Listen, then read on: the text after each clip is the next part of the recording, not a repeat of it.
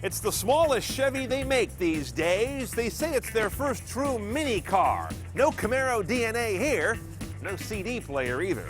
Let's drive the 2013 Chevy Spark and check the tech.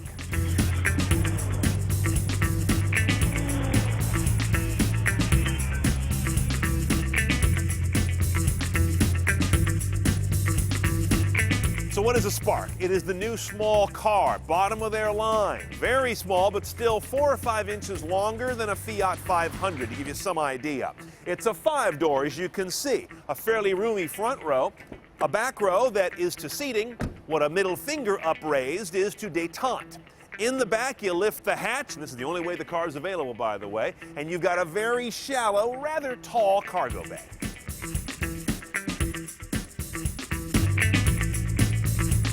All right, now, I'm not being unnecessarily dickish when I tell you that I feel like I'm on a riding mower in this thing. It's actually pretty roomy for the footprint of the car, but there's something sort of upright about it, and this whole wheel and pod have a very forward presentation that makes it feel like it's right in your face. So that makes it feel a little bit odd in here.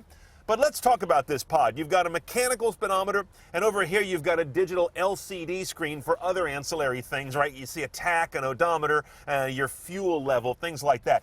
In the 1LT and 2LT trim levels, those are the number 2 and 3 trims from the base, you get this head unit. Chevy MyLink, a new interface we've never seen before. Good looking thing, isn't it? Audio, of course, takes you to your audio sources, which you're going to be surprised by. Look at my list. What's missing? No CD. Not standard, not optional, not possible. AM, FM, no HD radio. Satellite radio, I believe you get 3 months complimentary. Maybe it's a month, but there's a little taste there. iPod hooked up through USB. You have a standard analog aux. Bluetooth streaming, nice meta tags as well, and they come up very quickly. Now here's the really cool part about this system. With our attached smartphone, we go to Smartphone Link.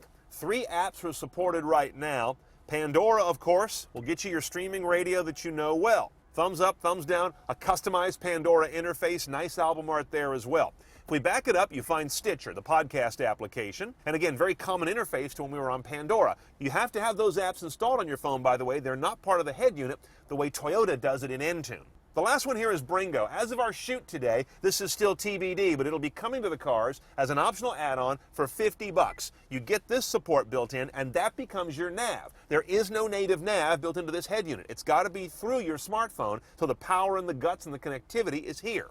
And of course, Bringo's a connected navigation solution. You've got some Google search for places, you've got live traffic. It's a nice advanced system. But again, you've got to bring the horsepower and pay $50 for the app integration up here. In early 2013, the Spark will also add support for Siri through an iPhone 4S or 5, including an eyes-free mode that keeps the iPhone screen dark during Siri sessions, giving you no reason to take your eyes off the road and look at the phone.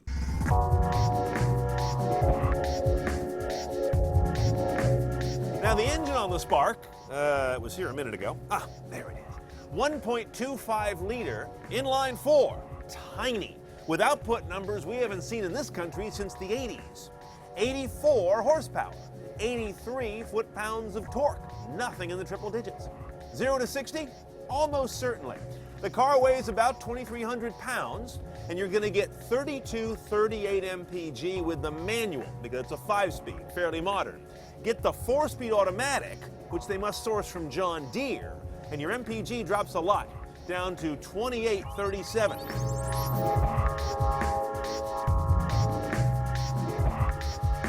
Okay, when you set off in the Spark, you obviously don't expect much from a car with single-digit power and a pretty cheap price. But I'll tell you what, this is far from the worst ride quality I've experienced this year. In fact, I can think of a couple cars that cost more than twice this much that were much harsher to ride in. Which brings us to the power. A short subject. There's not much there, as you can tell from the numbers, and you always feel like you're about 20% shy of the power you really need, especially when you're trying to accelerate onto a freeway or make some kind of a maneuver at full throttle. And you do get to full throttle a lot in this car. It's never risky because there ain't much going on there. Good visibility in this guy because you've got those nice deep Windows back there, they don't have any tinting on them. That's a big old backlight on that hatch as well. And these little quarter peekaboo windows here just give you a nice big greenhouse. It's one of the things that little cars can do to do themselves a favor. As far as shifting, the clutch and gearbox are actually just fine. They're not bad at all. The shifter is a little long. I'm not sure if I'm moving gears or churning butter, but it works. Okay, let's price our sparky little friend. $13,800 base. That includes destination.